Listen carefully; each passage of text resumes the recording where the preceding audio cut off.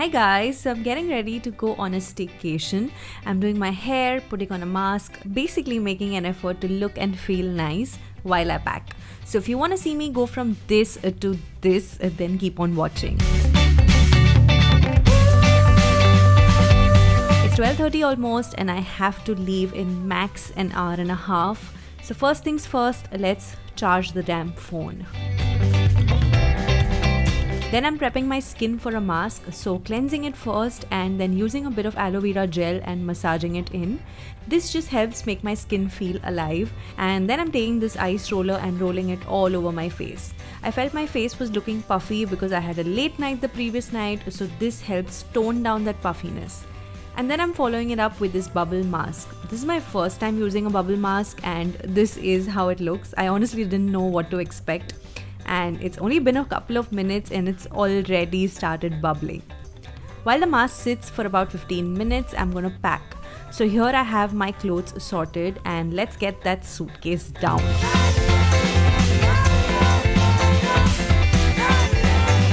So my clothes, hubby's clothes all go in there and skincare goes in a little pouch. Essential oils go in this Ziploc, and I always carry essential oils to a staycation because there are bathtubs and using these while getting a good soak is like a spa experience with no added cost. Now this is my equipment bag. I am going to be shooting on the stage, so I have to carry all of this, and to be honest, I don't think I'm the best with carrying technology. I just feel like I'm a bit disorganized. But here I managed to get things looking a little bit under control, and now packing seems to be pretty sorted. You have to see what's happening to the mask, guys. It's out of control and I think I'm going to take it off now, and the rest of the foam I just massaged it for like few seconds and then I washed my face with water, and wow, the glow is real. And it's not feeling dry. For some reason I thought my skin might feel dry because I associate foam with like soap or something, but it's actually feeling fine. Now I'm just going to go shower, and these were actually the clothes that I was supposed to wear that I had decided before I went to the shower, but when I was in the shower my mind completely changed. I don't know if it's just me or does this happen with you as well. Here is what I'm wearing, and I will show you the outfit properly later on because first I need to dry my hair. Some leave-in cream which protects it from the heat. I don't actually use heat very often on my hair. This is just one of those days when I don't want to walk out of the house with wet hair, so I'm just like drying it mostly and giving it a little bit of volume in the front, and the rest it just falls naturally after I leave it up in a bun for some time.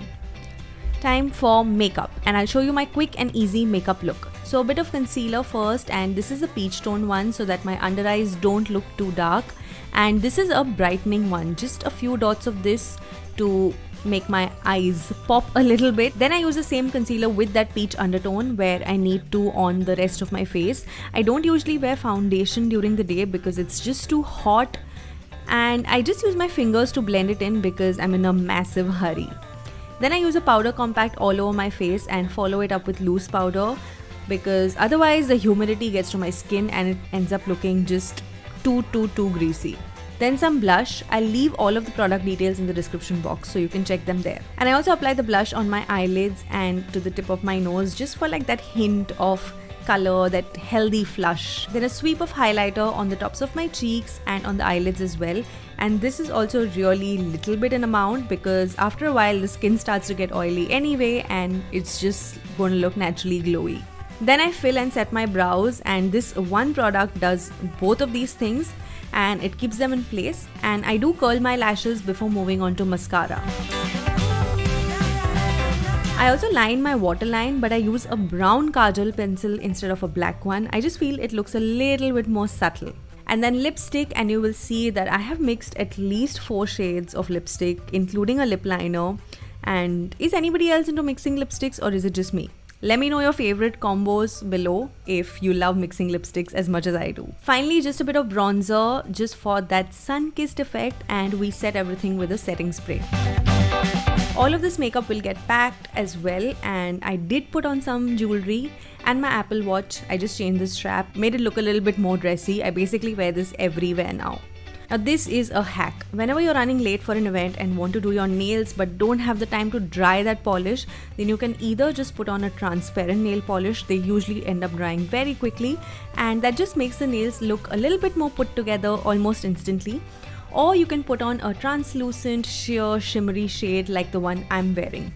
This is that shade for me, and it is quite old. I need to throw it away, but I'm just hanging on to it because it's that emergency nail polish. So now we're all packed and ready to hit our destination. So this is how I get ready and do my makeup and pack. I usually keep it simple. I might change the color of my lipstick here and there, but other things are mostly the same. And this is my outfit. By the way, let me know what you guys think of my outfit. And yes, if you enjoyed this video, please like, subscribe to my channel for more, and let me know what more kind of videos should I film for you. I'm gonna wait to hear from you in the comments. Bye!